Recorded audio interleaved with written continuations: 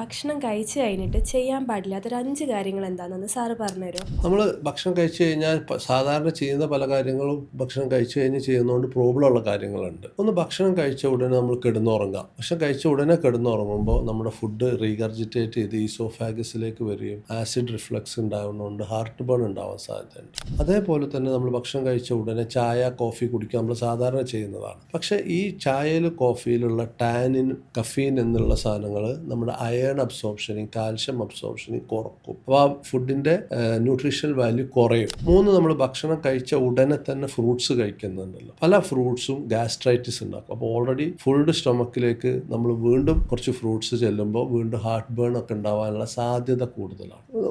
ഭക്ഷണം കഴിച്ച ഉടനെ കുളിക്കുക എന്നുള്ള സ്വഭാവം ചിലർ ചെയ്യും. അതിലുള്ള പ്രശ്നം എന്താണെന്ന് ചോദിച്ചാൽ, ഭക്ഷണം കഴിക്കുമ്പോൾ ഈ ഡൈജസ്റ്റ് ചെയ്ത ഫുഡിനെ ശരീരത്തിലേക്ക് അബ്സോർബ് ചെയ്യാൻ വേണ്ടിയിട്ട് നമ്മുടെ രക്തക്കൊഴലുകളിലൂടെയുള്ള രക്തം നമ്മുടെ സ്റ്റൊമക്കിലേക്ക് അധികമായിട്ട് വരും. നമ്മൾ കുളിക്കുമ്പോൾ ശരീരത്തിൻ്റെ പുറത്തുള്ള രക്തക്കൊഴലുകളിലേക്ക് കൂടി രക്തം ഒഴുകാൻ തുടങ്ങും. അപ്പോൾ ഡൈജസ്റ്റ് ഫുഡിൽ നിന്നുള്ള അബ്സോർപ്ഷൻ കുറയും, അതായത് ന്യൂട്രിയൻസ് കിട്ടുന്നത് കുറയും. അപ്പോൾ ഭക്ഷണം കഴിച്ച ഉടനെ കിടന്നുറങ്ങുക, കുളിക്കുക, ചായ ഉപയോഗിക്കുക, ഫ്രൂട്ട്സ് ഉപയോഗിക്കുക, ഇതൊന്നും നമുക്ക് ഓവറോൾ നോക്കുമ്പോൾ ഫുഡിൻ്റെ അബ്സോർപ്ഷനും അതിൻ്റെ ഇതിനും ബെറ്റർ അല്ല.